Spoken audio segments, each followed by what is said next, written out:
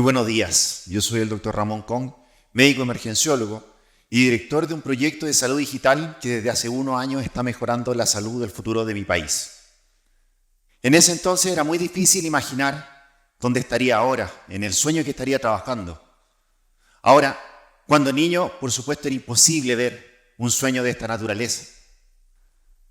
De hecho, cuando niño, en el Jardín Cordillera donde yo estudiaba y jugaba con mis hermanos, con otros amigos, cada uno jugaba a tener un superhéroe, y un superpoder.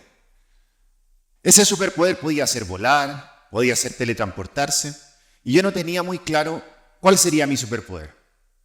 No sabía si este iba a estar dentro mío, si lo iba a poder desarrollar, o si iba a tener que salir a buscarlo afuera. Sin embargo, fue acompañando a mi abuelo un día al hospital, que estando en esa sala de espera, frente a esas puertas que demoran mucho tiempo en abrir, y que cuando uno está en esa sala de espera siente que está todo mal porque tu abuelito está mal. Hay otros abuelitos que están mal, que están solitos. Hay mucha necesidad y uno empieza a sentir una angustia que de alguna manera se alivia cuando se abren esas puertas del hospital, de esa urgencia, de esa sala de espera, y sale tu abuelo más recuperado, un poco más feliz. Yo ahí de niño empecé a sentir en la guatita que algo pasaba detrás de esa puerta. Había una magia. Algo sucedió. Y le pregunté a mi abuelo, ¿qué pasó? Él me dijo, mire hijo, el médico supo al tiro lo que yo tenía. Él me recuperó y ahora podemos ir para la casa. En ese momento supe que yo quería estar detrás de esa puerta, sanando a abuelito. Yo quería que ese fuera mi superpoder. Así que de vuelta a mi casa, le pregunté a mi mamá, que como en muchas casas ella era la delegada de mi pediatra. Sin ser médico, ella era la que llevaba los medicamentos y la que llevaba la salud de la familia. Y le pregunté a mi madre, bueno mamá, ¿qué tengo que hacer para poder sanar a abuelito? Y ella con sabiduría materna me dijo, mire hijo, primero que todo va a tener que leer mucho. Primera cosa que no me pareció tan buena, pero bueno, ya, ¿qué se le va a hacer? Paralelamente me dijo, te voy a dar 2 consejos. El primer consejo va a ser que tienes que ponerle todas las ganas del mundo a todo lo que hagas. Porque si le pones todo tu esfuerzo y el resultado es bueno, maravilloso. Ahora, si el resultado no es tan bueno, bueno, no importa, corrige, inténtalo de nuevo, pero no te quedes con nada adentro. Ese mensaje, por supuesto, tenía muchísima sabiduría. Pero el segundo, yo diría que incluso un poco más importante. Me dijo, hijo, haga lo que hagas, tienes que ser feliz. Porque si a ti te hace feliz, a mí me hace feliz. Si tú quieres andar en patines y hacer patinaje artístico y eso te hace feliz, perfecto. Si tú quieres aprender a tocar guitarra, mejor puedes comenzar por un bajo, porque eres un poquito torpe y tiene la mano un poco... Eso no me lo dijo. Pero yo lo pensé porque mis manos son grandes y no podía hacer un la en esa guitarra. Y también me dijo, hijo, si usted quiere estudiar 30 años para ser médico y eso lo va a hacer feliz, bueno, perfecto entonces. Así que comencé ese camino con esas claves del aprendizaje y les prometo que traté de mantener la alegría la mayor parte del tiempo, hasta que comenzó a aparecer la angustia, que en mi caso apareció de golpe, el día que mi abuela cayó grave, hospitalizada, a la UTI, del mismo hospital donde alguna vez estuve con mi abuelo. Yo ya en segundo año de medicina, llegué a esa UTI y tomé la ficha para tratar de explicarle a mi familia lo que sucedía. Mi abuela cursaba una pancreatitis aguda, y yo 2 semanas antes había estudiado en la facultad lo que significaba una pancreatitis. Pero al tomar esa ficha, me fue imposible traducirla. Imposible. En ese entonces todavía no tenía el conocimiento ni la experiencia para poder saber lo que estaba pasando. Y solo me quedaban 5 años para ser médico. 5 años para poder estar a cargo y responsabilizándome de la familia y de otras familias, de otros pacientes. Así que entendiendo eso, decidí volver a urgencia y comenzar desde ahí mi exposición a esta situación que no conocía. a este caos, a este desorden. Y escogí la urgencia porque en la urgencia hay muchísimas necesidades.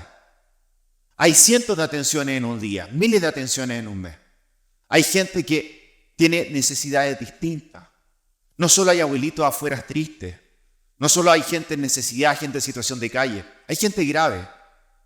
Hay gente que tiene problemas emocionales, tristeza, y tenemos que hacernos cargo de todas esas cosas en la urgencia.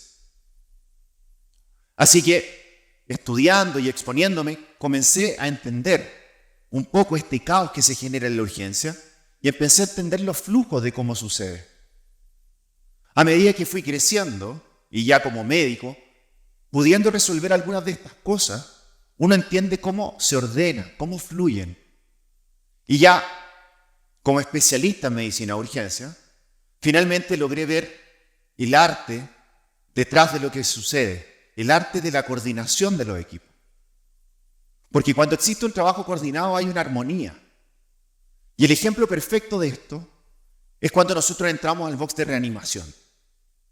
Porque cuando hay un paciente grave, en riesgo vital, y tenemos poco tiempo para resolver su situación, es necesario que todos los que estamos ahí, médicos, enfermeras, paramédicos, sepamos muy bien lo que estamos haciendo. Y para uno urgenciólogo, que es el director de este equipo, esto es como dirigir una banda musical. Porque la coordinación que uno ve cuando entra, cuando sale, uno empieza a dirigir, esto sí, este instrumento no, este es el momento que sí, este es el momento que no. Y uno siente que hay una armonía, como que las cosas fluyen, hasta que se empiezan a complicar. Y uno puede llevar el compás, pero las cosas se empiezan a complicar. Y uno también tiene otras herramientas. Y una de esas herramientas es tomar el ecógrafo, colocar directo abajo del cifoide y ver directamente el corazón. Uno puede ver en ese entonces las cámaras cardíacas, cómo están latiendo, y eso me permite a mí poder decirle a mi equipo si estamos reanimando exitosamente o no. Paralelamente, yo tengo que ser capaz de mantener la coordinación y la armonía de ese equipo y darme cuenta si es que ese corazón no está funcionando. Sin embargo, cuando pensamos de que poder controlar y ver directamente lo que sucede durante una reanimación del corazón y además mantener la coordinación del equipo y la armonía dentro de ese box, cuando eso resulta en que el paciente sobrevive, para mí eso sí es un superpoder. Ahora, tengo un colega que se creía un poco más el cuento, no voy a decir su nombre, pero sí voy a decir su sobrenombre. Bueno, no lo voy a decir, pero le vamos a decir que tenía los dientes largos y una orejita larga.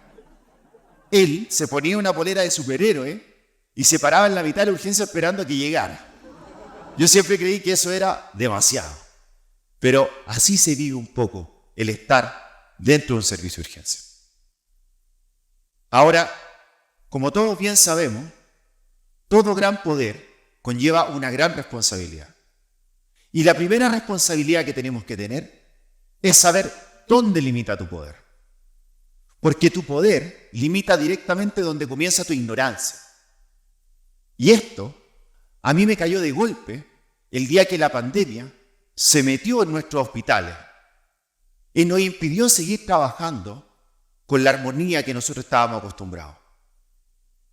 La pandemia me obligó a mí a buscar otros mecanismos para resolver las cosas, porque las urgencias estaban colapsadas, las UTI, las UCI estaban colapsadas, los hospitales pediátricos estaban colapsados.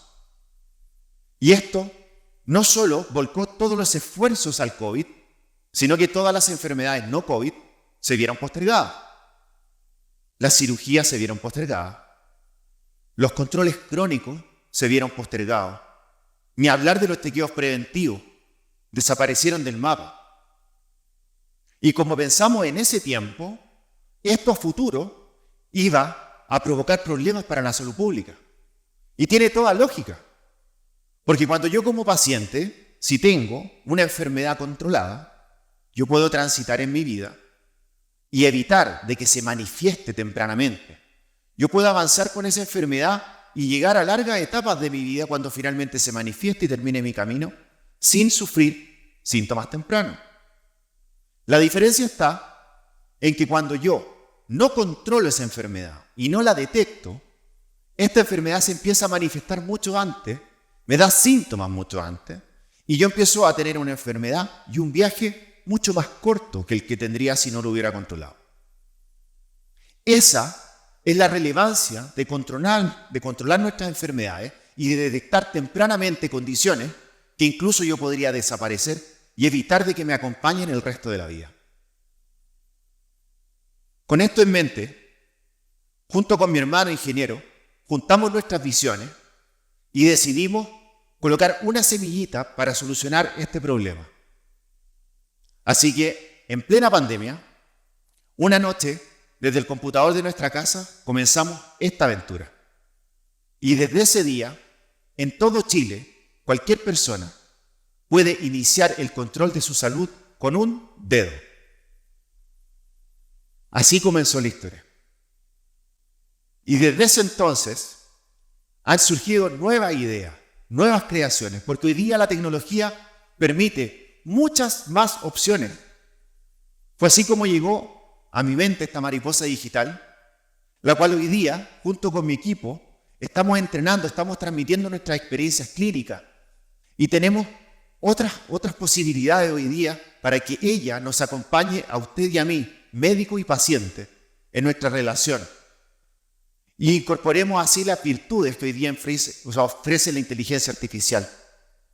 Porque ella debe ayudarnos a que nosotros nos conectemos más cercanos y seamos más precisos en nuestro tiempo. Así el camino continúa. Y hoy día, ese camino tal vez se hace un poco más liviano porque hay compañeros de viaje. Porque hoy día está mi compañera de viaje que me ayuda en mis momentos más grises. Y en este viaje también encontré un lugar donde hay otros soñadores que tienen otros superpoderes. Y con estos superpoderes están resolviendo problemas que a usted y a mí nos complican, pero ni siquiera lo sabemos. Así que, cuando nosotros crucemos nuestros caminos, y ya sea en el terreno terrenal o en el digital, recuerde que estamos viajando. Así que, si usted todavía no sabe cuál es su superpoder, o ya está dispuesto a compartir el suyo, conversemos y veamos qué problema podemos resolver en el futuro. Muchas gracias.